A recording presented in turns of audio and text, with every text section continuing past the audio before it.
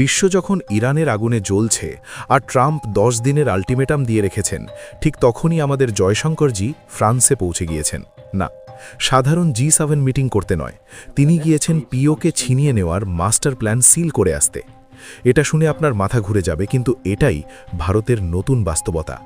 বিশ্ব ভাবছে ভারত শুধু তেলের জাহাজ বাঁচাচ্ছে, কিন্তু আমরা জানি এই 10 দিনের জানালায় পিওকে ভারতের হাতে চলে আসছে।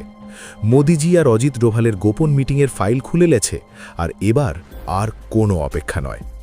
আপনারা জানেন, ভারত কখনো স্পেকটেটর ছিল না। 1947 সাল থেকে পিওকে আমাদের অবিচ্ছেদ্য অংশ। পাকিস্তান জোর করে দখল করে রেখেছে, সেখানে টেরর ক্যাম্প চালাচ্ছে। কিন্তু আজকের ভারত সেই ভারত নয়। আমরা মাল্টি অ্যালাইনমেন্ট ফরেন পলিসি দিয়ে খেলছি। জয়শঙ্করজি যেখানে যান সেখানে শুধু কথা হয় না, ডিল হয়। ফ্রান্সের G7 মিটিংয়ে তিনি গিয়েছেন ঠিক সেই সময় যখন মধ্যপ্রাচ্যে আগুন জ্বলছে। ট্রাম্প বলেছেন ইরানকে হরমুজ প্রণালী খুলতে হবে, নয়তো এনার্জি ইনফ্রাস্ট্রাকচার উড়িয়ে দেব। আর সেই 10 দিনের উইন্ডোতে পুরো বিশ্বের চোখ ইরানের দিকে। কেউ পাকিস্তানের দিকে তাকানোর সময় নেই। এবার একটু পিছনে ফিরে দেখি। 2019 সালে মোদিজি আর্টিকেল 370 তুলে নিয়ে কাশ্মীরকে পুরোপুরি ভারতের অংশ করে দিয়েছিলেন। তারপর 2019-এ বালাকোটে সার্জিক্যাল স্ট্রাইক, আর 2025 সালের মে মাসে অপারেশন সিন্দুর। আমাদের ত্রিসেবা বাহিনী পাকিস্তান আর পিওকের টেরর হাবগুলোতে ডিপ স্ট্রাইক করেছিল। অজিত ডোভালজি সেই ফাইল নিয়ে মোদিজির কাছে গিয়েছিলেন। এখন আবার সেই ফাইল খোলা হয়েছে। কেন? কারণ এই মুহূর্তে পাকিস্তান একদম ভেঙে পড়েছে। তাদের অর্থনীতি ধ্বংস, জ্বালানির অভাব, ফাইটার জেট, ট্যাঙ্ক সব প্যারালাইজড, আর আমাদের জাহাজগুলো হরমুজে এক্সক্লুসিভ প্যাসেজ পেয়েছে। জয়শঙ্করজি পেছনের চ্যানেল দিয়ে ইরানের সঙ্গে কথা বলে আমাদের তেলের লাইফলাইন সেভ করে দিয়েছেন। এখন আসুন গভীরে ঢুকি। বিশ্বের কেউ জানে না যে জয়শঙ্করজি ফ্রান্সে শুধু G7-এর সঙ্গে কথা বলতে যাননি, তিনি গিয়েছেন টেরর হাব নিয়ে আলোচনা করতে। G7 দেশগুলো জিজ্ঞাসা করেছে, তুমি এটা কিভাবে করলে? আর জয়শঙ্করজি সোজা বলেছেন, আমরা কোনো চরমপন্থীর কথা শুনি না, তাই এত বড় কাজ করতে পারি। কিন্তু আসল কথা হলো, সেখানে পাকিস্তানের নামও উঠেছে। ইরান যেমন র্যাডিক্যাল এলিমেন্ট তৈরি করে, পাকিস্তানও তেমনি টেররিস্ট পালন করে। জয়শঙ্করজি সেই ডটগুলো কানেক্ট করে দিয়েছেন। আর ঠিক সেই সময় নয়াদিল্লিতে অজিত ডোভালজি মোদিজির সঙ্গে বসেছেন, হাতে ক্লাসিফাইড ফাইল, অপারেশন সিন্দুরের ব্যাটল ড্যামেজ অ্যাসেসমেন্ট। বন্ধুরা, ভাবছেন কেন ঠিক এখনই এই গোপন ফাইল খোলা হলো? কারণ এই 10 দিনের সুযোগে পুরো পৃথিবী এখন অন্যদিকে ব্যস্ত।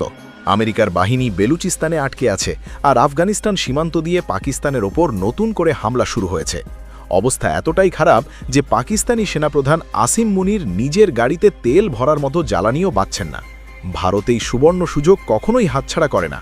মোদিজি ইতিমধ্যেই সব রাজ্যের মুখ্যমন্ত্রীদের নিয়ে একটি বিশেষ ভিডিও কনফারেন্স করেছেন। তিনি স্পষ্ট নির্দেশ দিয়েছেন, খাবার, ওষুধ আর জরুরি পরিষেবা যেন একদম সুরক্ষিত থাকে, কারণ বড় কোনো পদক্ষেপ নিলে দেশের অর্থনীতিতে যেন তার আঁচ না লাগে।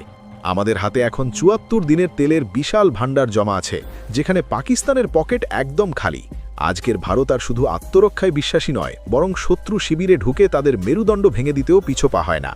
আমাদের এই নীরবতা আসলে এক ভয়ঙ্কর ঝগের পূর্বাভাস, যা খুব শিগগিরই সীমান্তের ওপারে আছড়ে পড়তে চলেছে। এবার সরাসরি আসল কথায় আসি। আপনি যদি মনে প্রাণে ভারতীয় হন, তবে কমেন্টে জয় শ্রীরাম লিখুন, আর অন্য দেশের বন্ধু হলে নিজের দেশের নাম জানান।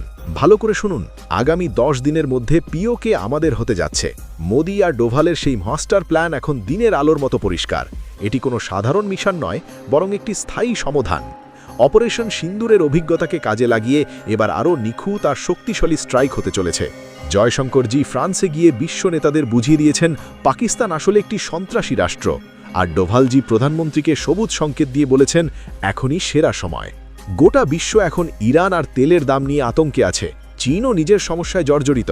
এমনকি পাকিস্তানের নৌবাহিনীও হরমুজে গিয়ে বড় ধাক্কা খেয়ে ফিরে এসেছে। বিশ্বের মানচিত্রে ভারতের এই আধিপত্য আজ আর কেউ অস্বীকার করতে পারবে না। প্রতিটি ভারতীয় সেনার রক্তে আজ শুধু বিজয় আর বীরত্বের প্রতিধ্বনি শোনা যাচ্ছে। একবার কল্পনা করুন, 1947 সাল থেকে আমাদের অবিচ্ছেদ্য অংশ পিওকে আজ মুক্তির অপেক্ষায় আছে। সেখানকার সাধারণ মানুষ ভারতের পতাকা ওড়ানোর জন্য মুখিয়ে আছে। পাকিস্তান সেখানে শুধু অশান্তি আর সন্ত্রাস ছড়িয়েছে, কিন্তু আজ ভারতের স্থল, নৌ আর বিমান বাহিনী পুরোপুরি প্রস্তুত। সবাই শুধু চূড়ান্ত আদেশের অপেক্ষায়। মোদিজি সব সময় 10 ধাপ এগিয়ে চিন্তা করেন। তিনি পরিস্থিতির অপেক্ষা করেন না, বরং পরিস্থিতি তৈরি করেন। কূটনৈতিক তৎপরতা থেকে শুরু করে সামরিক প্রস্তুতি সবই এখন তুঙ্গে। জয়শঙ্করজি বিদেশের মাটিতে আমাদের তেলের লাইন নিরাপদ করেছেন, আর ডোভালজি তৈরি করছেন নতুন বিজয়ের ব্লুপ্রিন্ট। মোদিজি দেশকে মানসিকভাবে প্রস্তুত রাখছেন, যাতে কোনো অবস্থাতেই সাধারণ মানুষ আতঙ্কিত না হয়।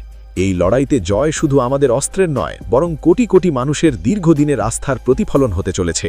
আমাদের প্রতিটি কদম এখন এক অখণ্ড ভারতের স্বপ্নকে বাস্তবে রূপ দেওয়ার দিকে এগিয়ে যাচ্ছে। একবার এই 3টি ঘটনা মিলিয়ে দেখুন: জয়শঙ্করের ফ্রান্স সফর, ডোভালের গোপন বৈঠক, আর মোদিজির জরুরি সিএম মিটিং। এটি কোনো কাকতালীয় ব্যাপার নয়, বরং ভারতের এক দুর্দান্ত 3 ডাইমেনশনাল চাল। ভারত এখন আর কারও অনুমতির তোয়াক্কা করে না। আমরা নিজেরাই নিজেদের ইতিহাস লিখছি। পর্দার আড়ালে পিওকে ছিনিয়ে নেওয়ার কাজ শুরু হয়ে গেছে। এবার শুধু ইতিহাস নয়, বদলে যাবে পৃথিবীর মানচিত্র। আর আমরা কোটি কোটি ভারতীয় হতে চলেছি সেই ঐতিহাসিক এবং অবিস্মরণীয় মুহূর্তের গর্বিত সাক্ষী। ভূ রাজনীতির দাবা খেলায় মোদিজি এমন এক চাল চেলেছেন যার কোনো পাল্টা চাল ইসলামাবাদের কাছে নেই। ওয়াশিংটন যখন ইরানের ওপর 10 দিনের ডেডলাইন দিচ্ছে, ঠিক তখনই ভারত তার তুরুপের তাসটি বের করেছে।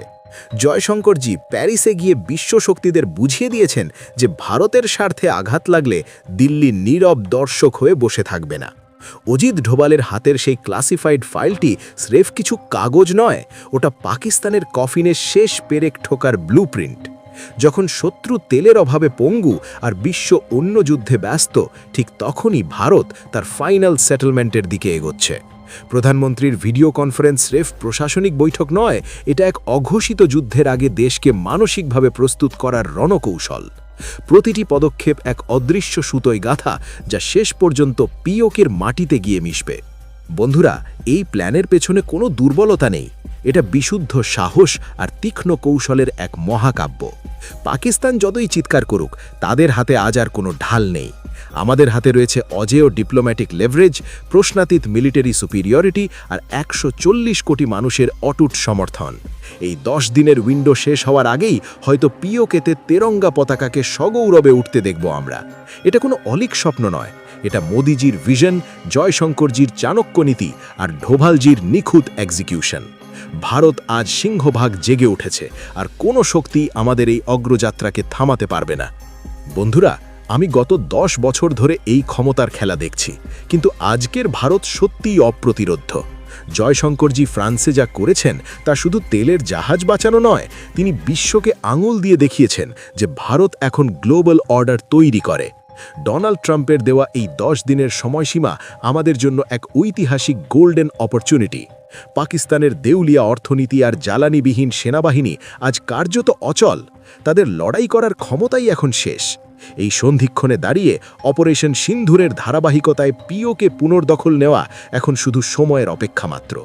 মোদিজি কখনো ভাগ্যের উপর ভরসা করে ঝুঁকি নেন না, বরং তিনি শত্রুর জন্য এমন পরিস্থিতি তৈরি করেন যেখানে ঝুঁকি নেওয়া ছাড়া আর পথ থাকে না। এই মহাপরিকল্পনা সফল হলে অখণ্ড ভারতের সেই অপূর্ণ স্বপ্ন অবশেষে পূর্ণতা পাবে। ভারতের প্রতিটি যুবক আজ বুক চিতিয়ে গর্ব করতে পারেন, কারণ আমাদের নেতৃত্ব বিশ্বের দরবারে এক নতুন শক্তিশালী ভারতের ছবি এঁকেছেন। এখন শুধু চূড়ান্ত সংকেতের অপেক্ষা, ইতিহাসের পাতায় অমর হওয়ার সেই মহেন্দ্রক্ষণ সমাগত। জয় হিন্দ, জয় ভারত।